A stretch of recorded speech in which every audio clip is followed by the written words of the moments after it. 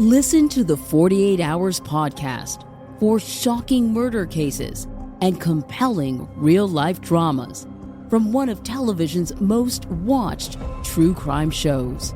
Go behind the scenes of each episode with award-winning CBS News correspondents and producers in Postmortem, a weekly deep dive. Listen to 48 Hours wherever you get your podcasts.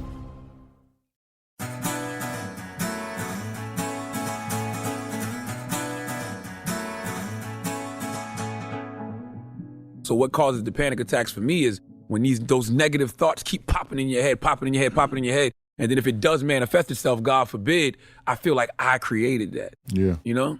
Do you still have as much passion and as much fun doing radio as you did when you really got in your blood? I think sometimes we can get caught up in being caricatures of ourselves. I knew that a microphone was going to change my life. That was Charlamagne the God you were just listening to, and let me talk about this gentleman for a few minutes because I have to tell you, I have a tremendous respect for this man. You probably heard him on The Breakfast Club with DJ Envy and Angela Yee. He's on in 90 markets around the country, and Revolt TV Network, which was founded by Sean Puff Daddy Combs. He's a New York Times best-selling author, one book, Black Privilege, and he's now released his second book, Shook One. I have so much respect for Charlamagne because he is as real as it comes. He's willing to talk about things that just aren't talked about in his world. Mental illness, anxiety, things that have really plagued him in his life, and he has really advanced the narrative and made it okay to talk about these things. He owns his truth. He is really clearing the path for others so they will not feel shame if they have to deal with things in their life and deal with mental health. You know, recently they were saying the Breakfast Club is the most dangerous morning show in America. And I'll tell you why they say that. Because they get real. They talk about the real deal. And if people don't want to be honest and get real, then they don't want to go there. These guys are not ambushers. They just get real. And that's who he is. And he has made that a strategy for his life. And he doesn't consider himself done. He considers himself a work in progress. This is one of the most charming guys you're ever going to meet. There's just something refreshing about people that are real, honest, and authentic, and that's exactly who Charlamagne the God is. We're going to get busy with him in just a minute.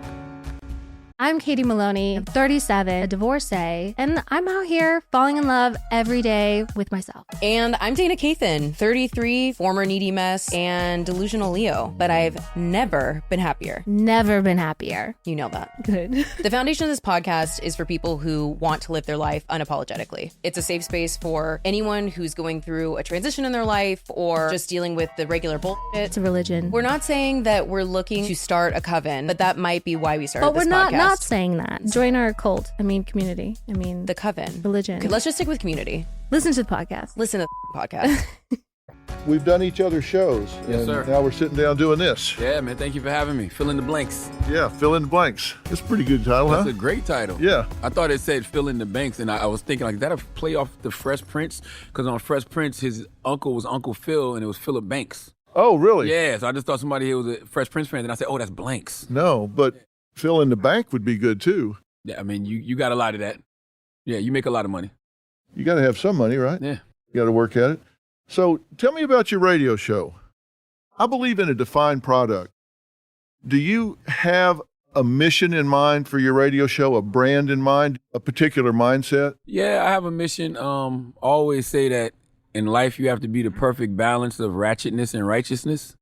So for me, I feel like when you're blessed with the kind of platform that I've been blessed with, you know, to have a nationally syndicated radio show that's on in 100 cities and 150 countries, it's like you got to give the people the right information.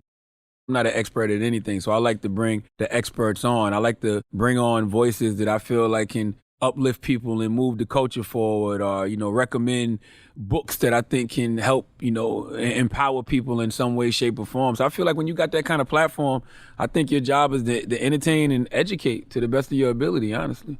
Yeah, I agree with that. Since people can't see, Charlamagne has also just written a book called Shook One, Anxiety Playing Tricks on Me, and it's been out for just a little while. And he is already a New York Times best-selling author. His first book was Black Privilege. His current book is Shook One. Yes, sir. And guys, I've read this book. In fact, I marked stuff up. Yeah, it looks like a church Bible the way I you got it know, marked up. and I've got things marked all through it. And I got to tell you, I had him on my show at the end of October, and one of the things he said is that he's not an expert, he's just got life experience. But let me tell you, he's used that life experience in a very insightful way.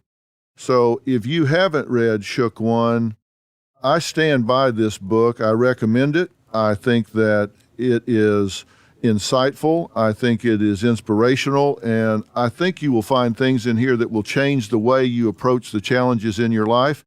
And I think you will bitch less and whine less after you read it. Because seriously, you had chances to go lay down and whine about shit, or you could just get up and go do something about it, and you got up and did something about it. Yeah, that's why I say, you got to use that fear as fuel. You got to use that anxiety as fuel. Like, I had every reason to just give it up, cash it in. But those options of, being broke, sitting under the tree, being in prison, or being dead really scared me. And like when I started to get in a lot of trouble and some of those experiences started to happen to me, my father would always say that if you don't change your lifestyle, you're going to end up in one of those three places. So yeah. I was shook to death. They always say smart people learn from their own mistakes, wise people learn from the mistakes of others. I made some mistakes myself, but I saw some of those mistakes really affecting people to the point where I was like, yo, my father was absolutely right. That's why the best advice I can give kids, man, is listen to your elders. Because everything that we could possibly think to do, they've already done. And history repeats itself. Yes. When I took history, I thought, why the hell am I sitting here listening to a bunch of people dead 200 years? It repeats itself. That's why you do it. So who do you look up to? Who are your mentors? Your father, is he a positive in your life or a negative? My father was both. He was a positive and a negative because I feel like he was a really good man. But I also feel like he instilled in me, I feel like there's no definition of masculinity. There's no definition of what a man should be. And I think that the definition that they try to give us usually revolves around getting as much women as possible, being as tough as possible. And I think that's the kind of father my dad was. He was trying to instill that stuff in me. Like I remember catching him cheating on my mom and like confronting him about it. And he kind of like chuckled at me and was like, you got one girl, huh? He was like, one day you'll understand. He was right. Because I cheated on my wife at a point, but it's just like, that don't make it right.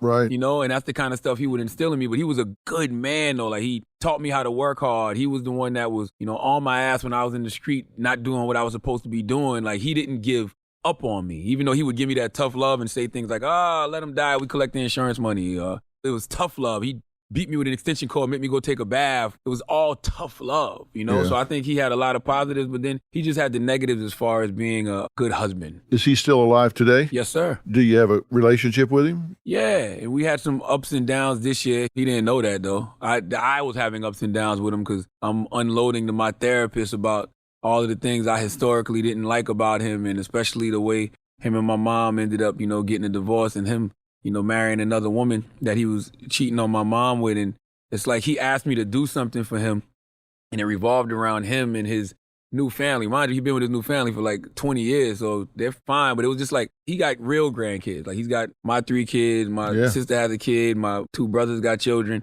And he wasn't acknowledging his own grandkids, but embracing his step-grandchildren like they were actually his grandkids. And that like really pissed me off in a bad way. But, as a son, you still have a fear of your father. Yeah. So you don't confront him about it. So I told my mom and I told my therapist, and I had to build up the courage to finally just call him and get it off my chest. And once I did that, we've been in a real good place. How did he take it? He took it very well. He actually didn't give me any resistance. And his first words out of his mouth was, "You're absolutely right. I need to do better." Simple as that. And then like sometimes all it takes is a conversation. I think sometimes we be fighting wars with people, and we be having beef with people and issues with people, and the other person may not even really know why. I'm just giving off an energy like, man, I don't rock with him. But I've never given that person a chance to correct the wrong. So you got to give people a chance to correct the wrong. Tell you, some of the hardest forgiveness I've ever done, the people never even knew that they had transgressed against me, and they don't even know it till today because the forgiveness is on this end. Yeah. They don't even have to know sometimes. You let yourself free when you finally do it, when you say, look, I'm not going to invest in that anymore. I've been fighting that one. I used to think forgiveness was overrated, but then now I feel like forgiveness is kind of the only way.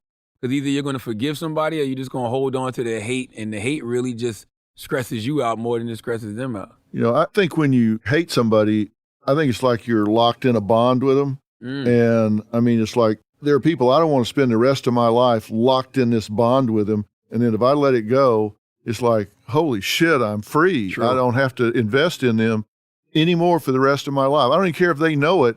I've let go. I don't have any pain with them. I don't have any energy with them. And it changes who you are. It changes the way you're a father, a husband, a friend.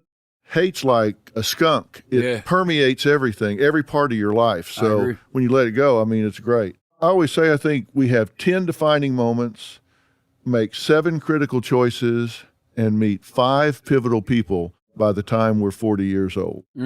It sounds like your dad would be one of your 5 pivotal people. Oh, 100%. Yeah. 100%.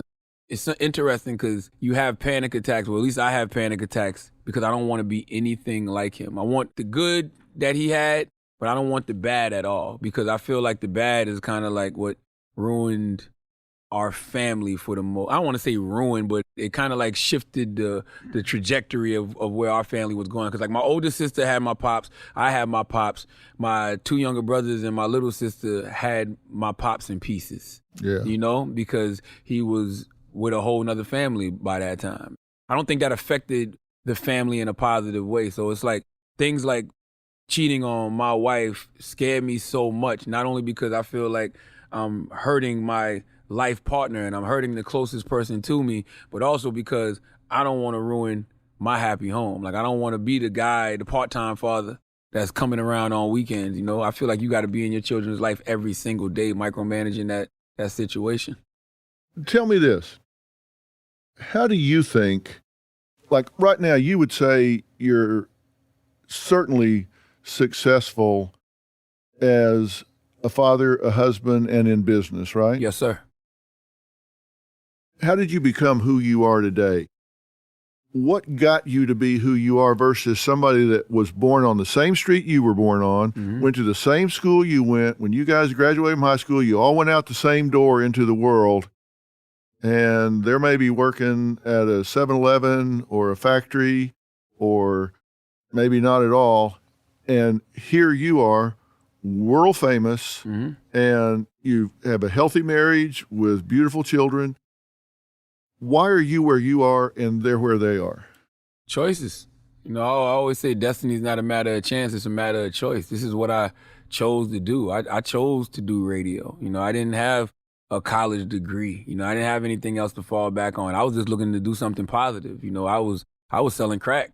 You know, I was in and out of jail. You know, I got kicked out of 2 high schools, you know, and I ended up graduating from night school. And I had to make a conscious decision to say, you know what, man, I got to create positive energy in my life because positive energy is what activates constant elevation. I actually use that as an acronym for peace. So I started working a bunch of odd jobs. I worked at a clothing store in the mall called Demo. I worked at a telemarketing place. I used to be the guy that would call your house and try to sell you 10 CDs for a penny. You know, I worked at a warehouse, a flower garden, Taco Bell, and I stumbled across the radio position because I used to want to rap like most brothers in the hood. Because a lot of times when you black and you from the hood, the people you see that are successful that look like you are either in athletics or entertainment. I mean, I'm only 5'6", so you know the athletics thing wasn't going to work out. Yeah. You know, You got to do something different. Exactly. So I thought I wanted to rap, and I remember being at this recording studio and meeting a guy named Willie Will. And he was a local radio personality in Charleston, South Carolina. So I just asked him, I said, yo, how did you get in the radio? I'm an inquisitive person.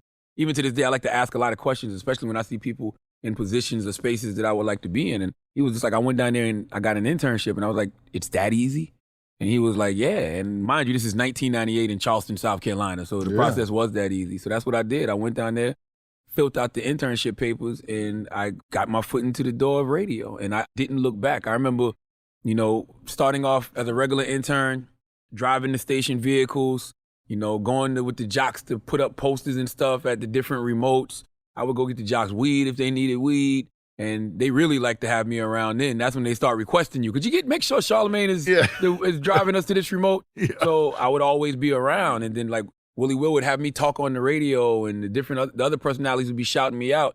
And one day the music director named Ron White, he was like, yo, you should be on the radio. You ever thought about being on the air? And I was like, no, but I am now.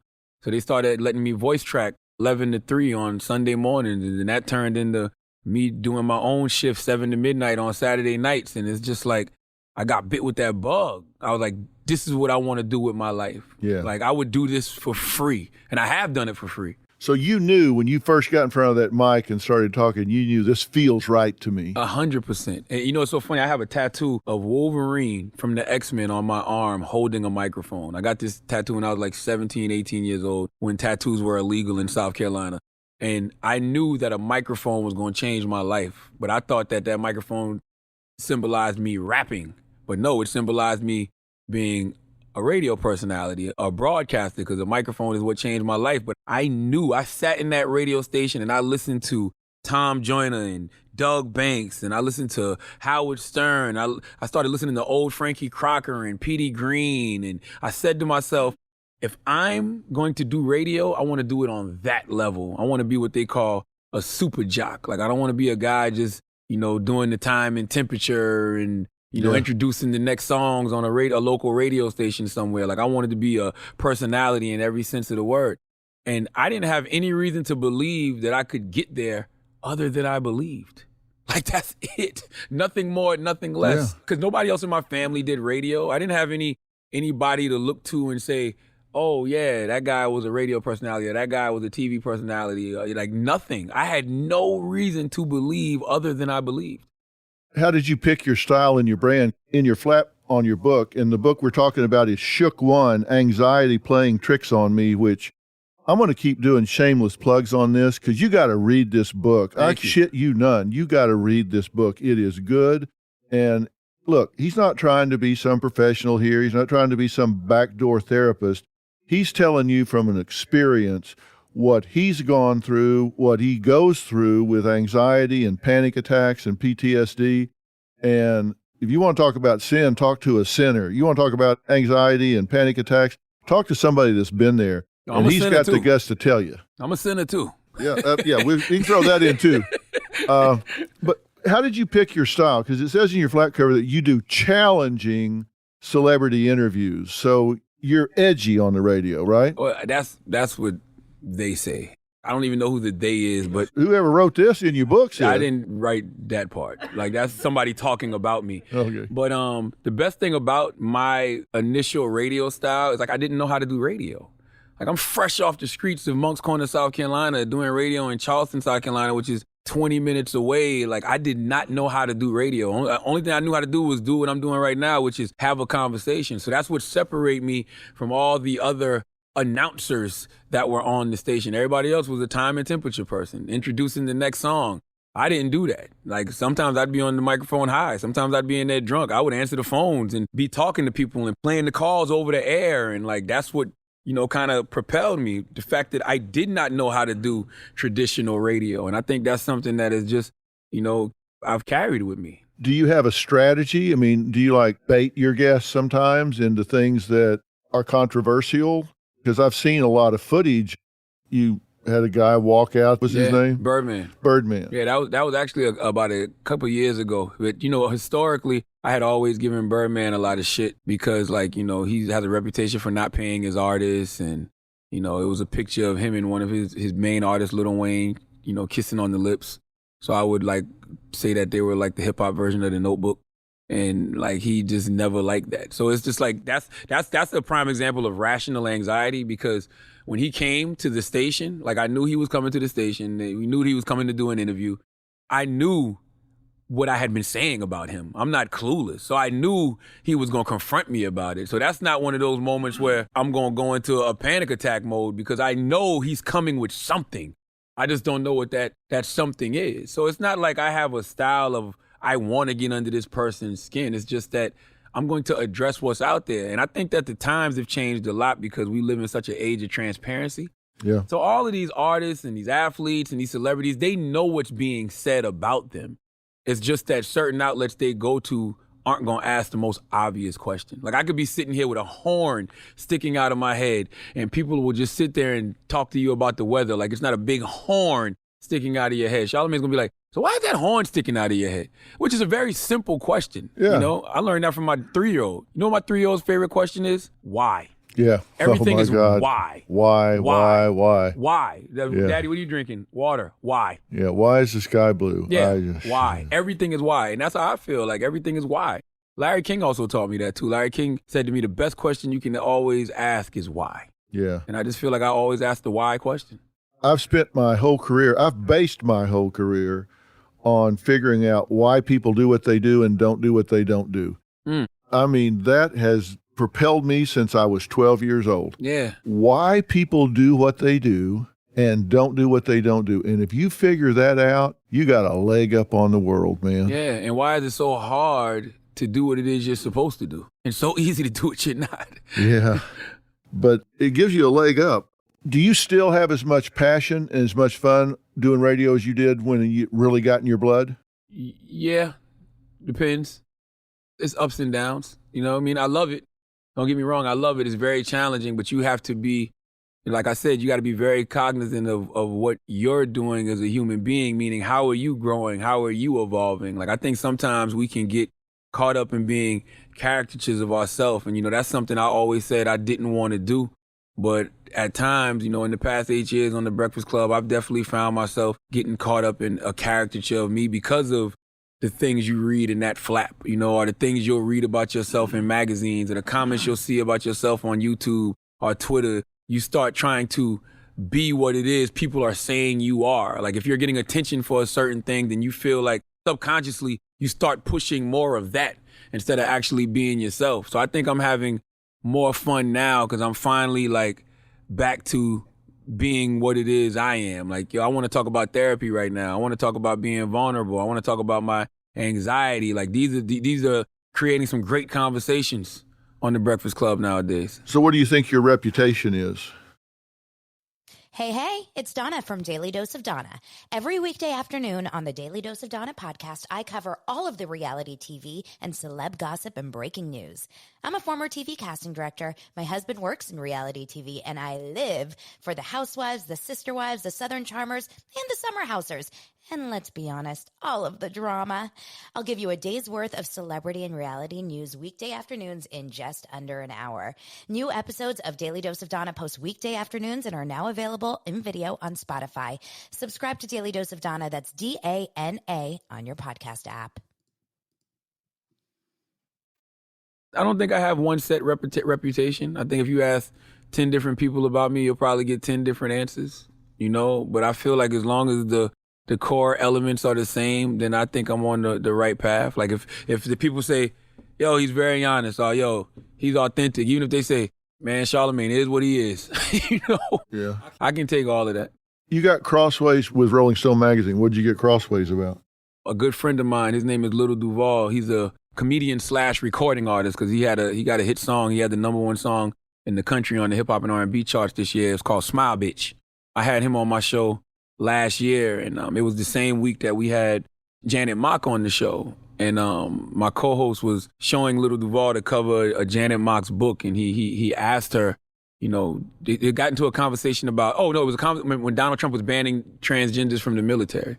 And my co-host asked him if he slept with a woman, and the woman told him she used to be a man, what would he do? And his response was, I would be so mad I'd want to kill her. And I was like, whoa, you can't say that. That's a hate crime. Like, you can't go around talking about killing transgender women. And it was like, he caught so much backlash, but then I caught so much backlash as well, just because I'm me, you know, and they felt like I gave him the platform to say that, and they know that's my friend. And so I just got caught in the crosshairs, and Rolling Stone actually ran a headline saying, Charlamagne the God under fire for transphobic comments. I didn't make the comments. So that's what me and Rolling Stone had a little issue. Yeah, because I read that at the time and listened to what was said, and I thought, I didn't get it. Mm-hmm. Because you didn't say shit. No, but you know what I didn't do? I didn't push back as hard as I should have, but I guess because I'm not a member of the LGBT community. And so it's like, I didn't understand what transgenders and transsexuals were going through at the time. Like I didn't know the murder rate was so high around transgenders and transsexuals and why that statement was so triggering. Because I mean, if that was a conversation about race, violence against women, I would have probably pushed back a lot harder. Yeah. But being that it was the transgenders, I was like, I didn't take it as serious as I should have. Well, you guys settled that in a really charitable way, though, right? You and Rolling Stone? Talk about that a little bit. Well, we were nice enough to cut a check to a black LGBT rights group. Yeah. So that was good. I mean, you guys settled it, and it turned out to actually benefit a group. That's usually the story of my life. That's why I've learned that impact sometimes is greater than intention. Yeah. Because I've learned in my life that I can have the greatest of intentions and things still go the wrong way, but then eventually turn out the way I wanted them to. But sometimes like impact is just greater because like I can have the greatest intentions when I say something, but it may not come out the right way and may impact people negatively. So I think sometimes we got to focus on impact more than actual intention. What's the impact of your words going to be, not the intention of them? Tell me about anxiety for you. When was the first time that because you said you didn't know anxiety was a thing. You didn't know it was a mental condition, an emotional condition that was treatment worthy. Now that now that you figured it out, looking back, when did it start for you? When was the first time you had something that would qualify? When I was like 10. Really? Yeah, it was Hurricane Hugo. Moncks Corner, South Carolina. Hurricane Hugo was a Category 5 that hit South Carolina. And at the time, we were living in a single-wide trailer. And I remember everybody on our dirt road had to evacuate. We all went to this local elementary school called Whitesville Elementary School. And it was just like listening to all the panic from the adults and, them saying things like they don't know if their trailer's going to be there tomorrow or the house not going to be there or we might not make it through the night. Like, I remember that same feeling, heart beating crazy, shortness of breath, like, man, what's going to happen, And that wasn't even an irrational fear. That was actual fear. Yeah. So that's the first time I remember having it. But I mean, I've had it so much throughout my life, man. And it's so weird because I think about times where I used to hide in the woods or hide in the cornfield away from people just because I didn't want to see certain individuals because I was having such bad panic attacks, or sometimes like I would be having a panic attack and want to be left alone and know that one of my neighbors might come walking down the road. I might see them from a distance and dart off in the cornfield just to like get away from them. So I've been having panic attacks my whole life, just not knowing what they were. Do you know what triggers it? Have you learned what triggers are? It's weird, man, because I'm like, I don't know what the word for this is, but it's sort of like being a mental hypochondriac. I'm a hypochondriac, period. Really? But I'm a mental hypochondriac as well, because I'm the type of person to see something on the news, like some rare disease, and think that I'm going to get it. I remember it's a rapper named Pimp C. He died December 4th of like 2007, and they just found him dead in a hotel room, and nobody knew what he had died for originally. So, and some people were saying it was a heart attack. So I remember that whole day convincing myself that I was going to die of a heart attack that day. Like I could not shake that out of my head. So much so that I went to the emergency room that night. Got to the emergency room. Doctor tells me what he always tells me, like, there's nothing wrong with your heart. Your heart is fine. Did you have a panic attack? I'm like, a panic attack? I don't have no panic attack. Do you have anxiety? No, I don't have anxiety. Did you have some caffeine, energy drink? I'm like, oh, I drank a Red Bull that day. So I could always point to something else to deflect from the fact that, no, you just have anxiety, whether it was stress or an energy drink. Like, no, like you have anxiety, and I had to get a handle on that. So I don't necessarily know what causes it, because it could be little things. Like I had a panic attack a couple weeks ago because my co-host was reporting a story about human trafficking, and she was talking about these little girls getting found in Michigan, and then I looked on social media and saw like some human trafficking going on in Virginia, and automatically just start thinking about my 10-year-old daughter, and like I'm trying to push all of that out of my head, because I feel like your thoughts really do become things. And like I said, the only reason I'm here right now is because I believed I could be here. So the things I want to happen in my life, I constantly think about. The things I don't want to happen, I don't think about at all. So what causes the panic attacks for me is when those negative thoughts keep popping in your head, and then if it does manifest itself, God forbid, I feel like I created that. Yeah. Well, the first book I wrote was called Life Strategies, and I wrote about the 10 laws of life, and one of them is what I fear I create. If you think about it, what I fear, I create. It's like with athletes. If they fear they're going to hurt their knee because they've come back too soon, they'll run funny, they'll favor it, they'll create the very thing they're afraid of. Yeah. I can't do it anymore because my daughter's in 5th grade, but I used to pop up at my daughter's daycare all the time, pop up at her school all the time. I mean, now you can't because you just can't walk up into school anymore because she's in 5th grade. But I used to have to do that for me. Yeah. Just to relieve my Be my sure stress. she's okay. Yeah, that's it. Simple as that. Because, I mean, it can be little things. I can watch a video of a woman in daycare beating up on a child. You know, you'd be like, yo, what the hell is wrong with these people? So it's just like every now and then you just got to pop up and make sure everything's going to be okay. Like, that's one reason I really don't like to stay anywhere. I'm flying out on the red eye at night because I just want to get back home, you know? Like, I don't like to stay the night places. I just like to be home. And when my kids call me in the middle of the night, I want to be there. Yeah. A certain degree of vigilance, it's not a bad idea in this day and time. Oh, 100%. I mean, you know, you can overdo it, but you got to remain vigilant. So what kind of therapy are you getting? What are they doing for your anxiety? What works for you? What works for me is exercises. And I have a very sensible therapist who listens to all my stories, and she listens with the intent to understand and not just reply. And what really made me really dig her was one day I just came in there and unloaded on her, and she looked at me and she goes, woo! You know, and I was like, it's a lot, right? And she was like, yeah. And she just kind of like sat there for a second and then just kind of like walked me through it, you know? And then she teaches me like just simple breathing exercises, because sometimes that's all I really need. Like, I just need to talk myself off the ledge and figure out ways to keep those negative thoughts from repeating in my mind 1,200, 1,400 times a minute, like you said. Do you do anything physically? Exercise.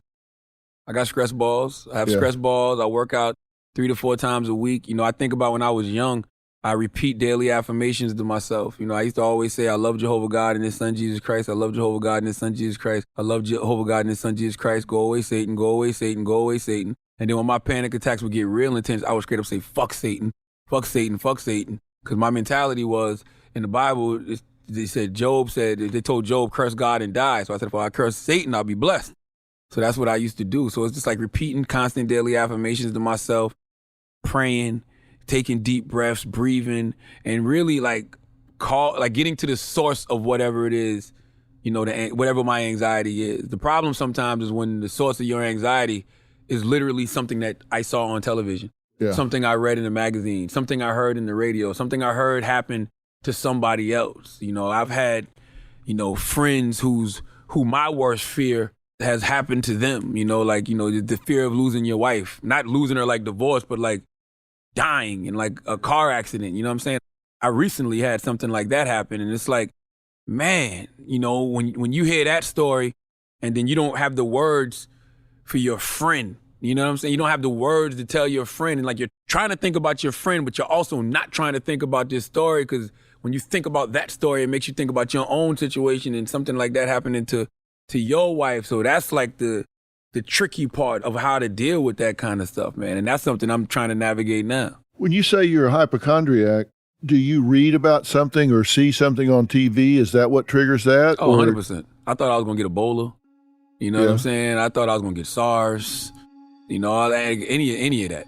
All of that stuff. Remember when they were sending the bombs, the pipe bombs, and they just were sending pipe bombs just now, but when they were sending the bombs in Austin, Texas to random people. Yeah. Literally last week when they were sending the pipe bombs, I pulled up to my house and I just saw all these boxes on the porch.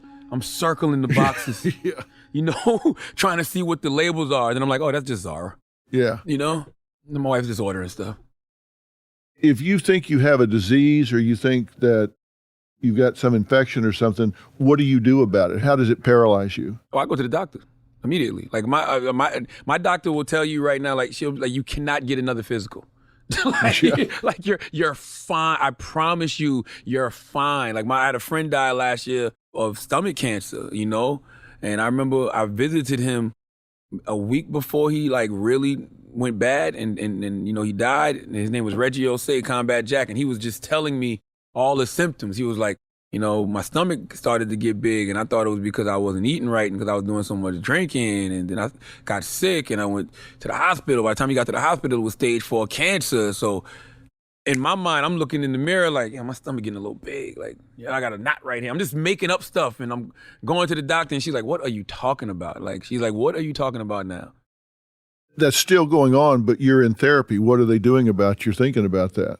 It's just a process. Like, it's just, I'm talking my way through it. She's talking me off the ledge in a lot of situations. Like, she gives real simple advice. Like, you do realize this is all in your mind. Like, you went to the doctor, right? I'm like, yeah.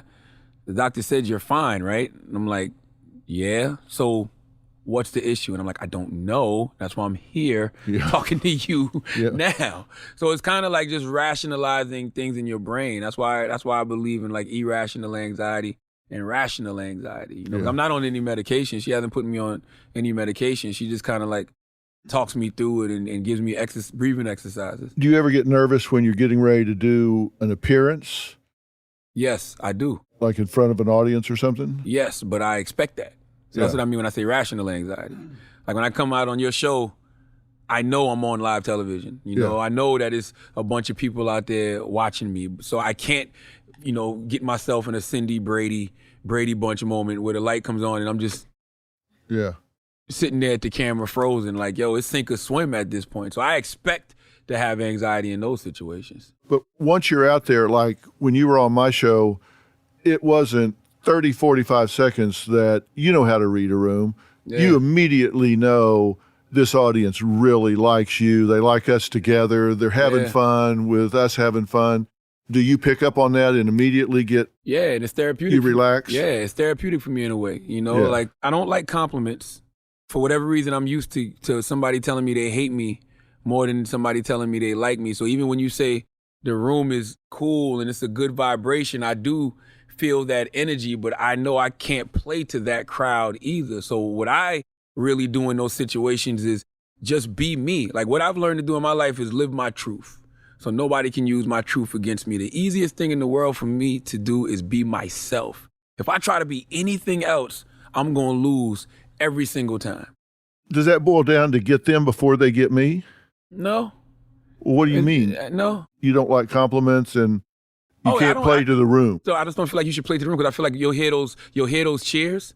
And then when you say something and don't hear the cheers, you'll be questioning yourself like, oh my God, did I just say something stupid? Like, did that suck? Oh, they think I'm trash now. You say you would ride it up and down. That's all. If you got sensitive to it. So for me, I'm just out there telling my story, telling my experience. You ask me a question, I'm answering it. However the crowd reacts is how they react. Like I can't play to the crowd and try to get a laugh from the crowd or try to get a oh from the crowd or any of that. Like I just got to tell my story. But you understand when you are being truthful and you are being authentic, you know that plays. Oh, absolutely. People know the truth when they hear it. I feel like the universe responds to honest people. That's why I'm always truthful, even whether it's good, whether it's bad, or whether it's ugly. That's why I have no problem sharing any experiences from my life, because I just feel like you go through certain things because, God is working through you. He's making you go through certain things so he can work through you to reach other people. Do you need anxiety?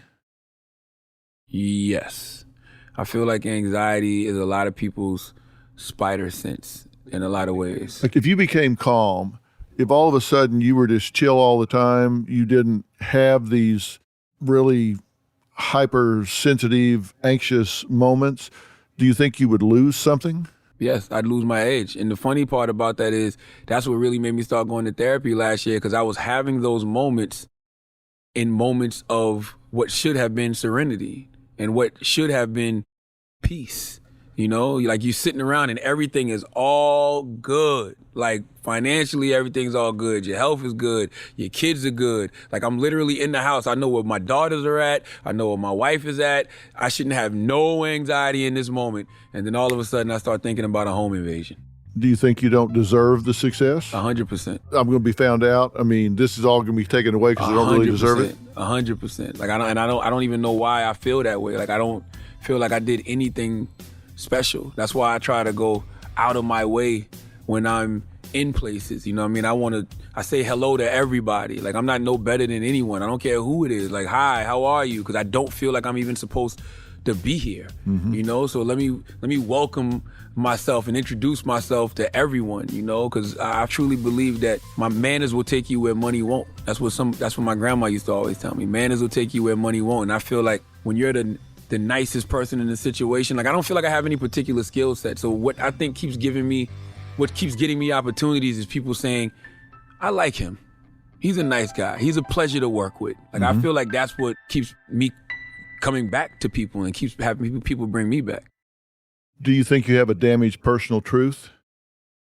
Yeah, I think we're all damaged. You know, I think that we'll never be whole. Like, I think that there's certain things in my life that I don't think I could ever truly forgive myself for. Because, you know, when you come from the hood, you think about a lot of the damage that you've caused in the hood. Like, I used to sell crack, you know, and I can think of situations like, you know, a young woman whose mother was a crackhead, and this young woman was like super intelligent, like 1,600 on the SATs type intelligent, and could go to any college she wanted to, but she chose to go to a school in South Carolina and would come home every weekend just to watch her mom, because her mom was strung out on crack, and we were the ones serving her mom crack. And eventually she stopped going to college altogether. So in my mind, I feel like indirectly we stopped this young lady's progress. So, you know, I think it's easy to pat yourself on the back and talk about how you made it out of the hood, but what about all of the damage you caused while you were in the hood, and the families you may have ruined through your actions? So it's like, for me, that's why I try to pay it forward so much, and I try to do so much for my community. And, you know, that's why I mentor a lot of these kids nowadays. Like, I try to be the adult. I don't try to be. My life goal is to be the adult that I needed when I was a child for other kids. Do you take time to give yourself credit for that? No, because I don't feel like you should get credit for doing what it is that you're supposed to be doing.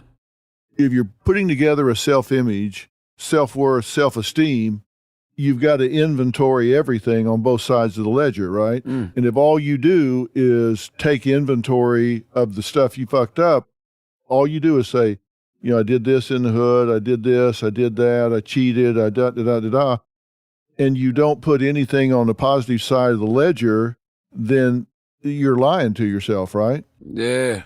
I feel like a dick doing that, though. Like, if I do something good for somebody, I don't go broadcasting it, not even to myself.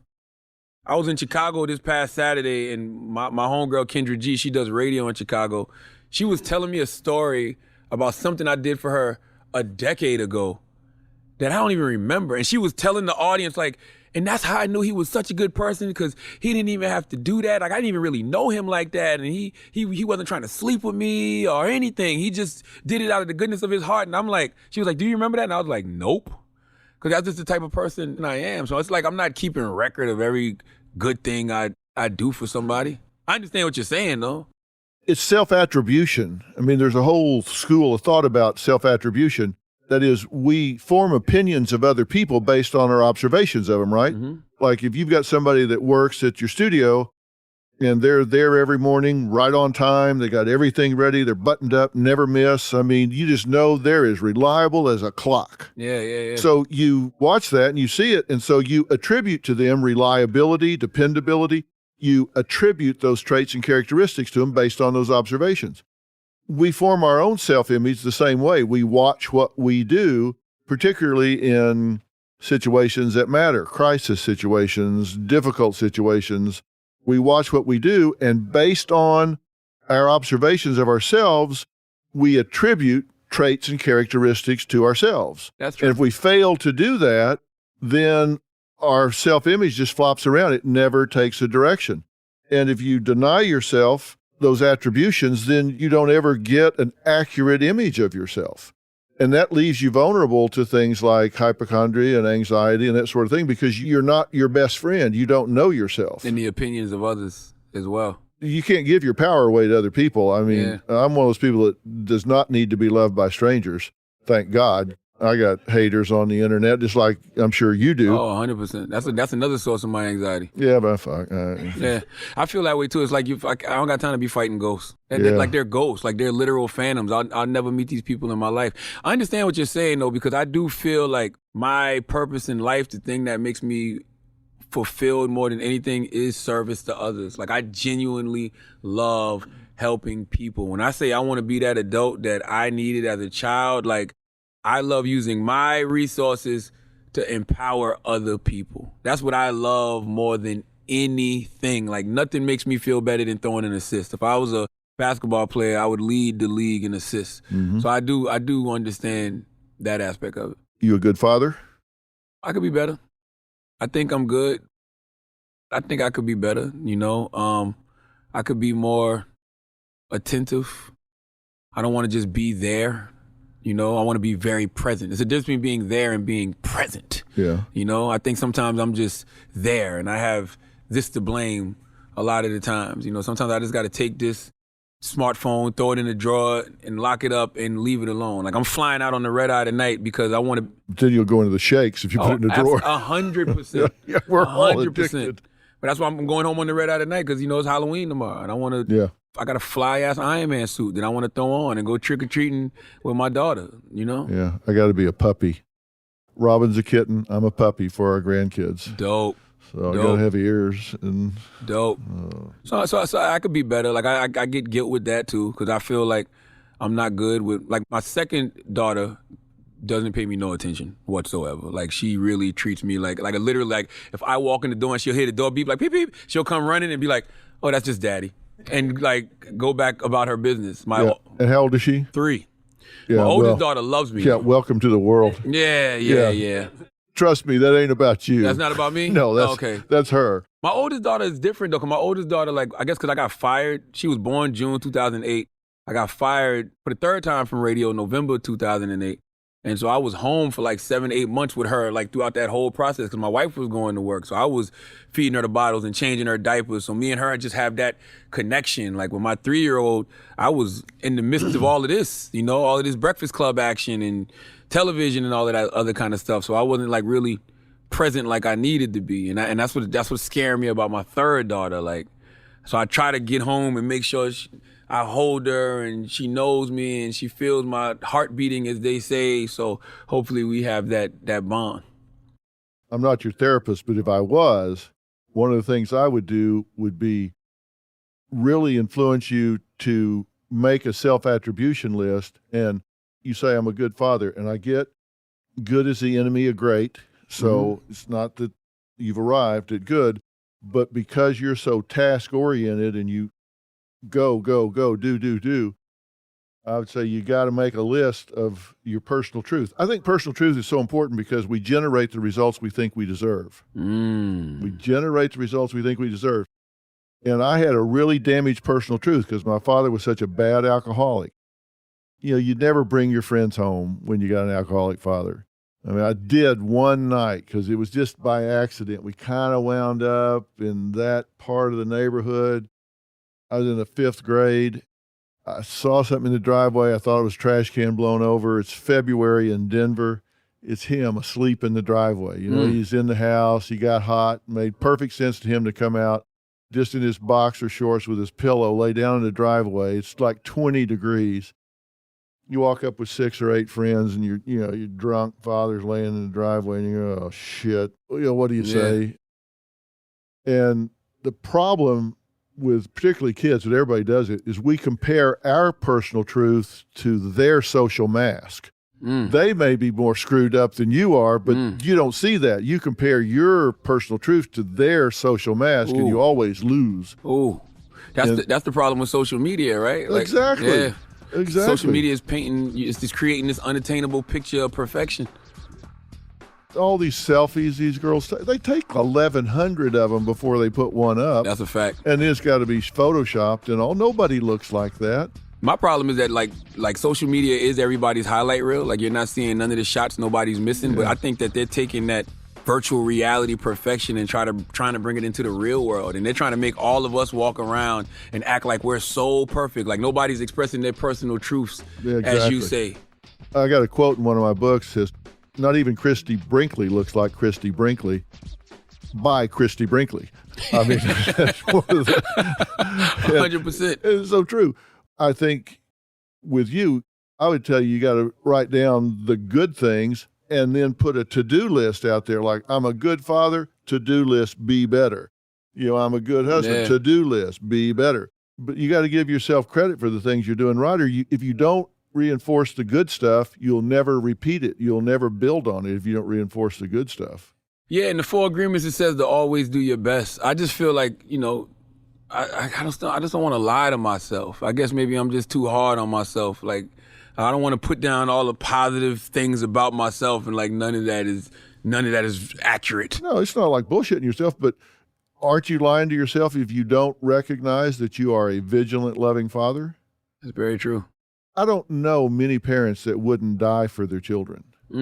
You would die for your children. 100%. I pray. That's actually one of my prayers. I tell God, anything negative you want to happen to them, let it happen to me. Most parents would die for their children. A much smaller group will live for their children. Ooh. And you are one of those people that will live for your children because you're willing to get on a plane, fly home in the middle of the night. And a lot of people wouldn't do that. And you don't like compliments, but I do this for a living. I'm telling you, that's something you have to acknowledge yourself for because it'll cause you to do it more, do it better, and they'll appreciate it. That you have to go like announce to the world, I'm a great father. You have to affirm yourself. These are the good things you want to embrace and do more of.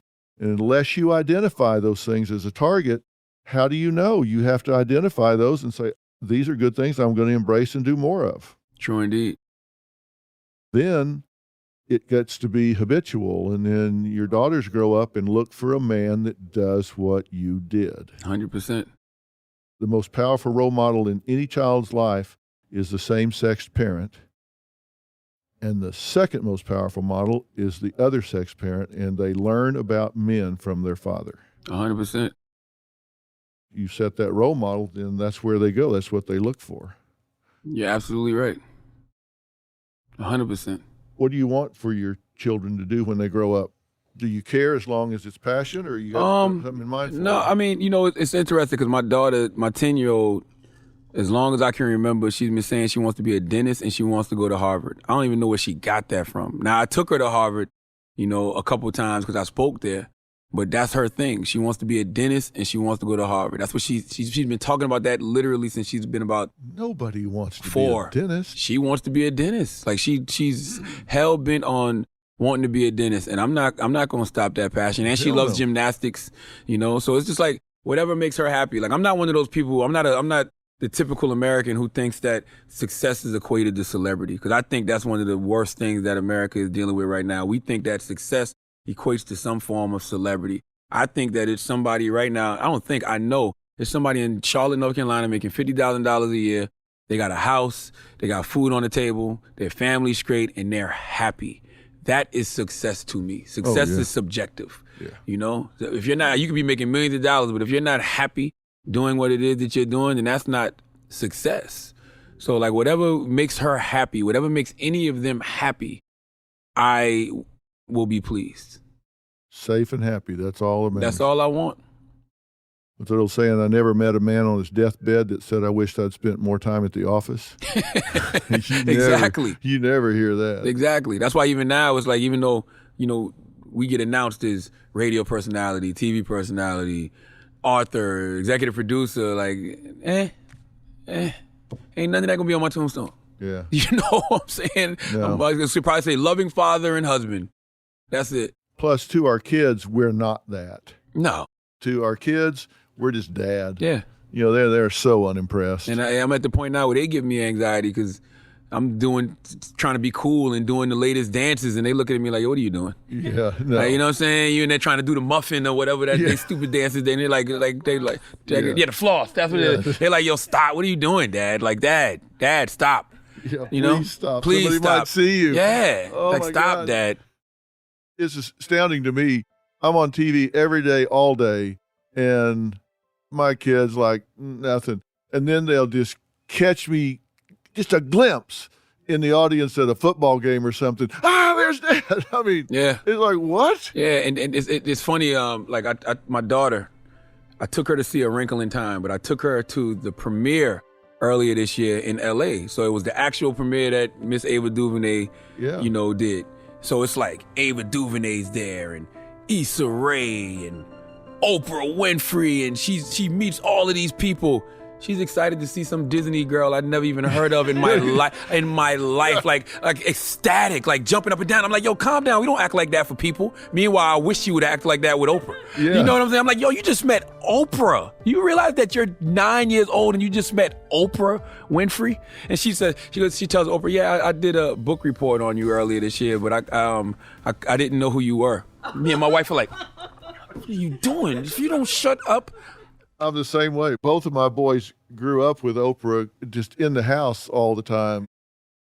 And they see her and it's like, Hi, Miss like Winfrey. this. Yeah. If you look ahead 10 years, what are you doing? 10 years from now, I would hope that I'm still on a spiritual journey. I think about how I feel like at 40, I entered a new round. I actually tried to backtrack and think, did I feel this way at 30? Did I feel this way at 20? At 40, I felt a shift. I felt my energy shift. I felt like I was entering a new territory. And I don't know if it was because of all the maintenance I had been doing leading up to my 40th birthday by going to therapy and like just trying to be as spiritually sound as I possibly could be, or even just, really doing right by my wife. Like, I shouldn't be, this is nothing to brag about, but I haven't cheated in like 3 years. We've been together 20 years, by the way. And I mean, she's cheated on me as well in the process of this whole 20-year thing, and I've done that to her too. But when you love somebody, you forgive and you keep it moving. So it's just like I've really been doing what I'm supposed to be doing. So I feel like I just entered this new realm at 40. So I hope in 10 years when I hit 50, I go to another realm. And I hope that this decade is just a decade of growth and evolution on a spiritual level, on an emotional level. I hope that my daughter is in college in the next 10 years, and my other two daughters are watching her lead and her example and saying, I want to do what my big sister does. And I hope that me and my wife are still together and we're as loving and as strong as we've always been. So everything I want to do in the next 10 years really is a personal thing. Now, on a professional level, I hope that I'm the first Black man to host a late night TV show. That would be fun. Since Arsenio. Really? Yeah, it hasn't been one since Arsenio. Oh, really? But I hope that, I can do that one day. Because I feel like, I love Stephen Colbert. He's from South Carolina like me. He always has me on. And I like what Fallon and Kimmel and those guys do. But I think it needs some color in that space, Really? I do make a lot of television, I see. Yeah. You would be really good at that. I think so. You can't script it. You just got to go out there and talk to people. I mean, you got to really be inquisitive, and you got to really ask, questions that the viewer would want to ask. Yeah, I had my own show on MTV too. I had like 5 seasons, which was a good training ground for me. It was called Uncommon Sense, and right. It's going to end in January, right? Uh-huh. Okay, yeah, I did. Last year I got the opportunity to switch seats with Stephen Colbert, and he let me sit in his desk and interview him, and that was like, how you can feel your future? Yeah. Like I felt my future. It felt right. I felt my future in that moment. I'm like, this is my future. Like I was wearing my future. Yeah. He made a joke. He goes, because I asked him, one of the questions I asked him, I said, what are you doing? How are you using your white privilege to combat prejudice? And he goes, you're sitting in it. And I was like, it feels very warm. Yeah. You know what I mean? So it's like, yeah, I hope that, that's what I hope to be doing personally and professionally in the future. There's a couple things I want to cover from the book, and then I'll let you go because I know you got to be somewhere. You talk about epigenetic inheritance. Mm-hmm. Talk about what you mean by that. Well, there was a study done about... It's that definition right there from the book. Yeah. The passing from one generation to another of the effect that environmental factors such as nutrition, activity, social interactions, sleep patterns, etc., has had on the expression of a specific gene. And there was a study done on the descendants of Holocaust survivors. and they had anxiety and trauma and PTSD. And I was like, y'all didn't do this study on anybody else in America? Like, you think African Americans don't go through that? Like, I got a homegirl, her name is Angela Rye. She talks about PTSD being post-traumatic slave disorder. And I truly feel that way. Like, even if it's just something as simple as when police get behind you and you get nervous as a black person, I'm the type of guy, I pull over. Like, if there's a gas station or something, I pull over. That might go back to when the police were slave catchers, where they used to go out and have to round up the slaves that were trying to escape. So that could just be that, because I don't know why I feel that way when police get behind me. Like, I'm not doing anything illegal. I'm not doing anything wrong. I'm not in the streets no more. So why do I feel that way? So I feel like, absolutely, I feel like that pain is just passed on from generation to generation. And I think it takes us to break that cycle of pain, because you can't heal what you don't reveal. Like, this is probably the first generation of men that are actually admitting we're damaged. Like, we have trauma. Like, the things that we used to normalize in the hood aren't normal. And we're trying to break that cycle and break those chains. Yeah. Let me say it again for people if you didn't, and it'll be on the website too, but it's the passing from one generation to another of the effect that environmental factors such as nutrition, activity, social interactions, sleep patterns, etc., has had on the expression of a specific gene. And it's not about identifying the gene. The important thing is that all of these factors are passed on from generation to generation, and they're just there. It is there. And I've seen it. Like, you talk about your father being alcoholic. My father was a alcoholic, and my father was in and out of rehab. My father had struggles with cocaine abuse, and I feel like the alcohol aspect hit me for a second. And then when I started to think about, I remember my mother saying this vividly, like, you need to be careful because you have alcoholism that runs in your family. And, like, I look at, like, my little brothers, they have caught 2 to 3 DUIs. And, it's like I kind of backed away from it and it escaped me, but then I see it kind of hit them in a different way. So that just lets me know that it's real. So, you just got to really be careful. I've had to tell my boys, because Robin's dad was about alcoholic. My dad was about alcoholic. And I haven't had a drink since I was 16. So I've had to tell my boys, because they've not seen it, and it can skip a generation. So I said, look, you don't realize that you're predisposed to this because you've never seen your dad take a drink. Ooh. So don't go to sleep on this because you're pre-wired, man. Absolutely. So don't let it sneak up on you because you've never seen it. I saw my dad do all this. I'd come home, the windows are kicked out and cars wrecked. And yeah. shit. But they don't see that, so it can sneak up on them. So I've had to remind them, I just don't drink because I saw what it did. And I didn't want it to happen. I was arguing with a close family member yesterday because, found out they on cocaine. And I'm like, I'm not even mad because it's just like that's what I'm used to. You understand what I'm saying? Like, I'm used to that in my family. I'm used to a cousin being on crack or this one being on coke. But I'm like, there's nothing for us to discuss. Like, you're going to rehab immediately. Yeah. And they hit me with the same thing that every family member in my life has ever hit me with. I'm fine. Trust me, I don't have a problem. And I'm like, I know it's all downhill from there. That tears you up more than anything because I told him that yesterday. I said, yo, you are a rerun. Yeah. Like, this isn't even new. Yeah. Like, where this is going to end up. Yeah. I've had a lot of luck with telling people they deserve it instead of need it. They're less defensive. I gotta use that one. So what do you do for fun? I like being at home. I'm a homebody, man. I'm a Cancer. I literally like being at home. I have my house decked out to where I don't have to go anywhere. I got the pergola in the backyard. I got the man cave in the basement. I have a bar full of alcohol that nobody drinks. And it's just like, I really like being at home. And I like having big dinners. I like having big dinners with my friends and my family because we all get to sit around and laugh and talk and put the phones away. I like going on big family and friend vacations, you know what I mean? Like to like exotic islands. And like, I come from the country. So it's just like, my mom just got a passport last year, and I've been able to take my mom out the country a couple times, since then. We went to Grenada for the New Year, and then we went to Anguilla over the summer, and like that's what I really look forward to. I like that my niece and my oldest daughter are bougie. They talking about they're turning their nose down at islands, turning their nose up at islands. Like, again, you know, I like that. I like that they got stamps on their passport. You know, that's stuff that I didn't get when I was their age. Oh, hell no. No. Yeah. But isn't that great to get to introduce that to them? I love it. Watch their faces when they see that. I love it. It's great.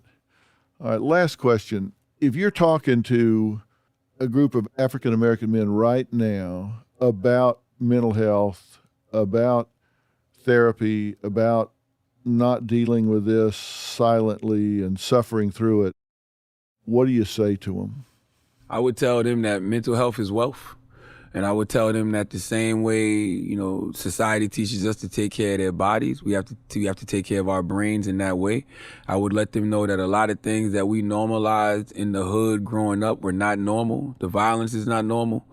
You know, like you're not supposed to get guns pulled on you. It's not supposed to be so easy for you to pull a gun on somebody else. Like, you know, the pain that we cause other people in the hood, the pain that we receive in the hood, that's not normal.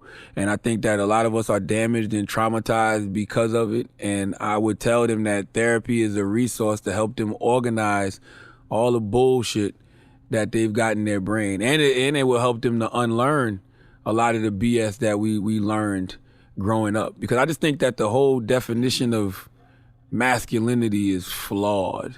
You know, and the whole definition of what is real is flawed. Like growing up for me, being real was actually being criminal. You know what I'm saying? Like you had to be doing something criminal in order to look like you're real. That's one reason when I go home, I don't kick it with all my old homies, because in order for me to still look like I'm real and I haven't changed, I gotta be in the hood doing criminal stuff with them. I'm not ruining my life and risking my life, you know, to prove something to y'all. So I would tell them, man, if you really wanna like be real, being real is just admitting that we're damaged. And you know, it's ways to fix that damage. And it's perfectly okay. Don't take better care of your car than you do your brain. Man, that is well said. That is really well said. And I want people to know there are these hotlines that are out there where you can call and talk to people when you're in crisis, the community mental health centers, because sometimes if people think, well, you know, I don't have the ability to pay, or people think I want anonymity. Today, therapy is available online. I mean, face-to-face with people online where you don't have to leave your home even. There are so many options out there. The stress hotlines, and they don't press you to give your name.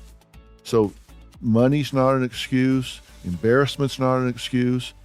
Time is not an excuse. It means the 24-hour-a-day availability. So, you know, you're setting a great example, and I know you don't like compliments, but I'm damn proud that you wrote this book. Thank you. I've been talking to Charlamagne the God, and the book is Shook One, Anxiety Playing Tricks on Me. And listen, I am a professional, and I do have more degrees than a thermometer, and I learned a hell of a lot from this book. Wow. And if I did, you can. And so I'm telling you, read this book. He's too humble to thump his chest about it, but let me thump his chest for him. This is a damn good read. It's well written, it's well done. There are insights in here. You'll find yourself in this book, and if you don't, you're not being real. So Shook One, Anxiety Playing Tricks on Me, so read it. You'll be glad you did. Thank you, Dr. Phil. Charlamagne, thanks. Appreciate you, man. Thank you. Find Fill in the Blanks in your podcast app and subscribe for free so you don't miss an episode.